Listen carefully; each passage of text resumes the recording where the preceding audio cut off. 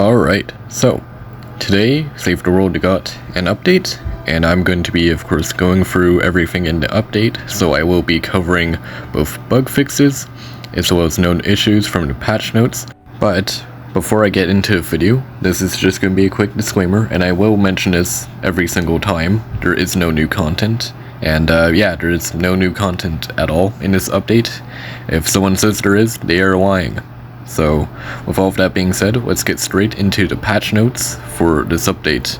Alright, so the first thing we're going to go over is a change to the power level system. Yeah, they changed it again for some reason, but it's actually not a bad change this time. So basically what they did is, instead of having of course high power level weapons be the only thing, or one of the only things that gives you power level, an extra power level, the schematics that you own, and depending on the level that they're at, will also give you more power level. So they didn't completely get rid of what I'm aware, the extra power level that you get for just having a high level item in your backpack, which I personally think is really stupid. Mostly because if you traded a bunch of power level 144 weapons before trading was removed, that's just basically 40 extra power levels, which is really stupid. I think they should just remove that backpack, giving you extra power level feature altogether.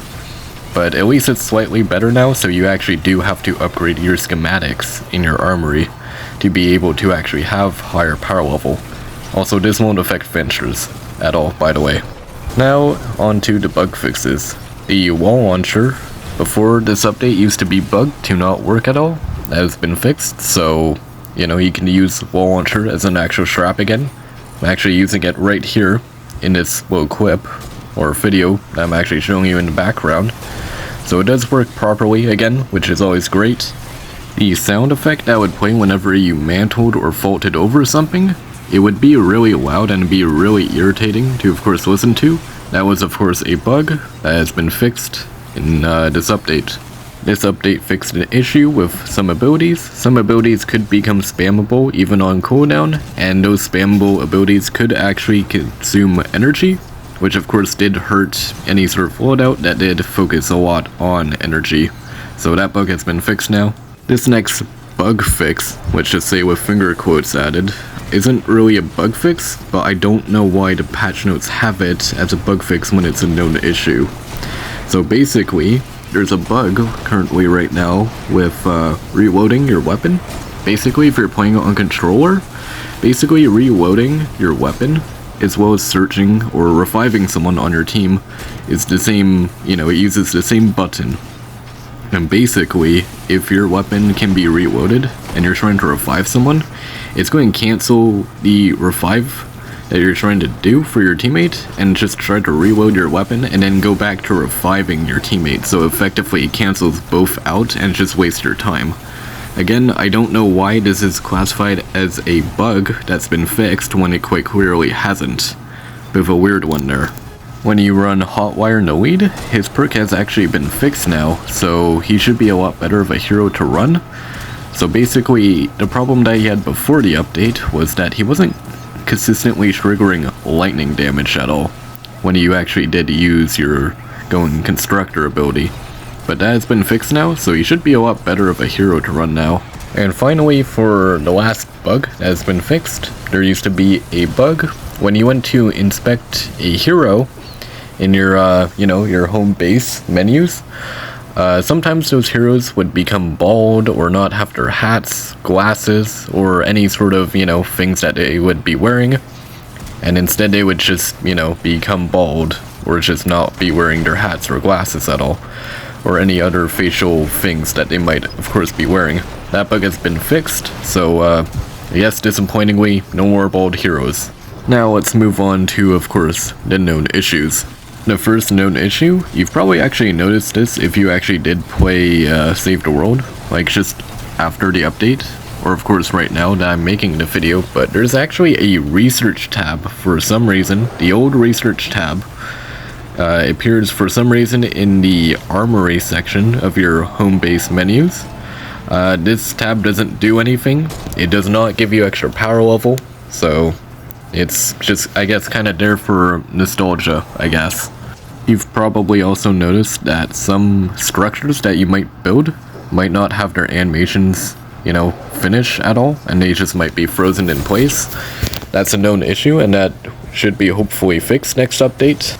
The animation for some weapons that you might use might be broken, and what I mean by that is sometimes when you fire a weapon, when you stop firing or using that weapon, it still shows you that the weapon is firing, because there's like sparks or flames coming from the barrel of the weapon, but you're not actually, of course, using it.